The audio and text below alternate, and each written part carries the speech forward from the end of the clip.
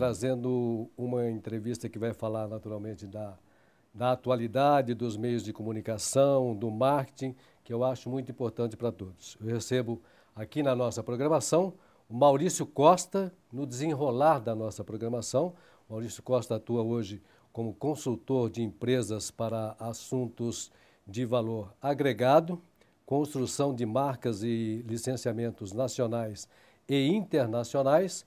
E durante o transcorrer da nossa programação, a gente vai conhecer um pouquinho mais do que faz e de quem é o Maurício Costa. Eu queria já de início falar a respeito do seu livro, que vai ser naturalmente focalizado aqui dentro da nossa programação, O Mentor Virtual. Tudo que a gente fala de virtual hoje, a gente se transporta para a internet. Então, eu queria que você falasse um pouquinho do seu livro. Ok, Valdemir. Em primeiro lugar, eu agradeço a você a oportunidade de estar falando aqui do Mentor Virtual. O Mentor Virtual é uma história que começou há exatamente 10 anos atrás. Eu estive, uma viagem que eu estive em Santiago de Compostela e fui como turista, fui como mais interessado em ver de perto o que era toda aquela história de Santiago de Compostela, e ali eu tive uma experiência muito interessante que mudou a minha vida, mudou vários conceitos que eu tinha como empresário, como profissional, como consultor, como executivo, e daí nasceu um insight muito grande e eu escrevi o primeiro livro. O primeiro livro, ele levou 5 ou 6 anos para ser escrito e não foi lançado. O primeiro livro foi guardado e eu escrevi o segundo. E o segundo livro é o que está aí, que é o Mentor Virtual. Então, agora eu estou escrevendo o terceiro livro, que é o Mentor Virtual 2, e o primeiro que eu escrevi e guardei vai se tornar o Mentor Virtual 3, contando a história de por que começou a história do Mentor Virtual. Parece um pouco complicado, mas na verdade é uma trilogia onde nasceu esse personagem que eu chamo de Mentor Virtual, que na verdade ele é, na minha concepção, a somatória de todas as experiências, de todo o conhecimento, de toda a informação dos grandes mestres que eu recebi. Ao longo da minha vida sempre li muito e a somatória de todos esses mestres, todos esses pensadores, eu criei um personagem e chamei esse personagem de Mentor Virtual. E eu acho que esse Mentor Virtual está em toda parte. Você o reconhece em qualquer lugar, num desafio, no aprendizado constante. Então, o Mentor Virtual nasceu dessa forma. E a vontade de transferir essa informação, esse conhecimento para as pessoas, que eu acho que tem muita gente hoje buscando respostas. E às vezes para coisas até que nem sabe perguntar.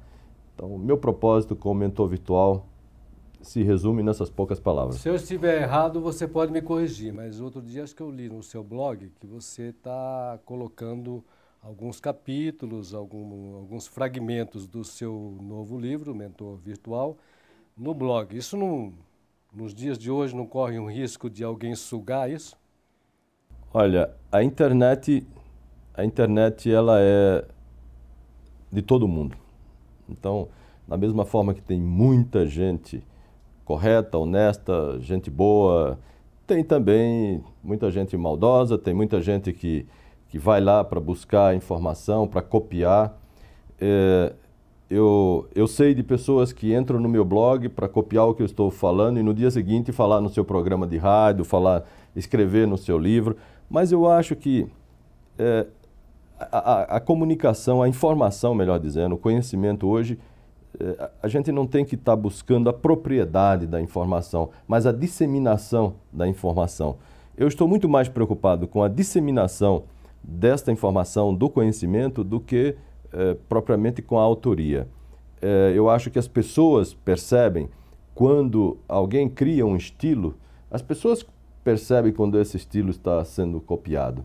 Então eu acho que se alguém for lá no meu blog e colher os fragmentos que eu posto todos os dias, na verdade vai estar colhendo fragmentos, porque o livro não é apenas aquele fragmento que está aparecendo ali. O livro, ele tem um desenrolar, o livro é uma história, é uma ficção, e os fragmentos são parte dessa história. Então ele vai estar copiando, na verdade, as frases desse personagem que é o mentor virtual. A história em si, não. Eu queria saber se esse vício pelo avião te faz muita falta e em que ele ajuda uma pessoa normal, mas que gosta desse hobby. Olha, em primeiro lugar, eu aprendi a voar porque era uma coisa de infância. Eu, pequeno, quando me perguntavam o que eu ia ser quando crescesse, eu respondia para as pessoas que eu ia ser piloto. Eu conheci o comandante Rolim lá no Aeroclube de São Paulo, no campo de Marte, onde eu brevetei há alguns anos atrás, muitos anos atrás, por sinal. E eu fui aprender a voar, primeiro por esse desejo que eu tinha de infância de ser piloto. Tomei outro rumo, etc. Mas a vontade de pilotar continuou. E eu aprendi muita coisa voando. O voar, para mim, significa uma sensação, ou representa uma sensação de você sair desse contexto e olhar o mundo de fora, que é muito importante. Eu aprendi belas lições voando. Hoje não voo mais porque isso demanda tempo e eu não tenho tido mais tempo e você precisa estar fazendo exames toda hora de reciclagem e tudo mais. Então, eu estou tão ocupado com o meu trabalho, com a consultoria, com escrever o livro, com palestras e tudo mais, que já... Mas eu continuo amando a aviação e gostando de voar da mesma maneira. Bom, falando em voar, como o Maurício Costa é afeito à internet, essa coisa toda, eu queria saber de você o seguinte: quem ainda não conseguiu voar e é nosso contemporâneo, como é que faz para voar na internet hoje? Ou não tem mais jeito de voar, a asa já foi cortada? Olha, a internet hoje é algo extraordinário porque você voa pelo mundo afora. Hoje você, de dentro do seu escritório, que pode ser o teu home office, você fala com o mundo inteiro, você é visto pelo mundo inteiro, você está no mundo inteiro. Esse voar, para mim, tem um significado muito grande. Aliás, o primeiro capítulo do livro do Mentor Virtual fala exatamente... A personagem, ela traz um pouco até da minha história. A Mariane, que é a personagem central desse livro, ela traz um pouquinho do Maurício, embora ela não seja exatamente uma representante da minha história, mas ela traz um pouco. E ela tem uma experiência nesse sentido do voar e da importância do pegar na mão, daquele instrutor que te pega pela mão e te leva e te ajuda e te conduz naquele momento em que você tem que vencer um desafio. A importância, eu falo da importância de ter esse mestre do lado conduzindo pela mão nos momentos de turbulência. Bom, já que a gente está falando de voar, falando muito do seu livro, do livro Mentor Virtual, eu queria saber como é que faz... Porque é o que a gente comentou até antes da nossa programação. Nós comentamos antes da nossa programação a respeito do seu livro, do seu blog e como adquirir o seu livro. Quem estiver nos assistindo nesse momento, e naturalmente com a curiosidade de todos os assuntos que a gente falou aqui, misturando essa coisa do voar que eu achei bacana, como é que faz para, voando, adquirir o seu livro? Então, o livro, originalmente, nós colocamos ele através de uma editora, em várias livrarias, etc. Mas eu decidi, no início deste ano, recolher todos os livros e tê-los para venda só no blog. Por que isso aconteceu? Primeiro porque, no Brasil, a coisa do livro é muito complicada. O brasileiro ainda não tem o costume de ler, o hábito de ler. Quando você compara os índices de leitura do brasileiro com o americano, com o europeu, é de dar vergonha. Então, o brasileiro não gosta muito de ler, está desenvolvendo esse hábito ainda. Então, a quantidade de leitura, de compra de livro, é muito baixa. Segundo, as livrarias investem muito mais no livro estrangeiro. Então, eu diria, mais de 60% ou 70% dos livros distribuídos no Brasil são de autores estrangeiros, onde o trabalho de marketing é muito forte. E por isso eles vão querer colocar nas suas prateleiras aqueles livros que têm um trabalho de divulgação maior. O meu livro, por ser o primeiro, naturalmente eu sou desconhecido ainda do grande público. Estou começando agora a trabalhar a divulgação do livro. Eu escolhi o blog para começar a fazer esse livro se tornar conhecido e decidi então colocar a venda dele através do blog. É um sistema da UOL que você tem lá, que chama PagSeguro, uma forma muito segura de adquirir o livro. Em 48 horas a pessoa tem o livro sem precisar se deslocar. Na própria casa dela, ela vai lá e compra o livro. Eu acho que você vai citar depois aí o blog nosso, é o Marcas Fortes, blogspot.com, e lá a pessoa encontra facilmente, só clicar e chega lá. Eu queria aproveitar essa coisa da internet, só para encerrar esse bloco aqui, aproveitar essa coisa da internet e misturando um pouquinho da comunicação. Sou mais afeito à rádio, minha vida nasceu em termos de comunicação no rádio, depois que eu acabei vindo para a televisão, e é um veículo que eu cheguei a trabalhar acho que uns 4 meses, depois eu não trabalhei mais porque me faltava tempo na época, eu estava muito mais afeito à rádio, que é o jornal. E qual é o caminho que você sente do jornal?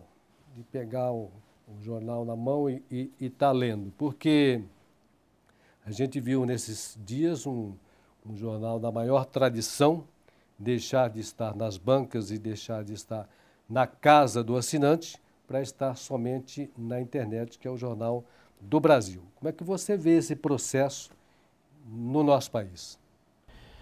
Acho que a internet é irreversível.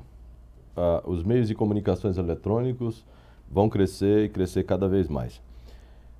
Eu acho que também o jornal impresso não vai desaparecer, como o livro impresso também não vai desaparecer, porque a sensação de ter na mão um livro ou um jornal é uma sensação agradável, e você fecha e abre a hora que você quer.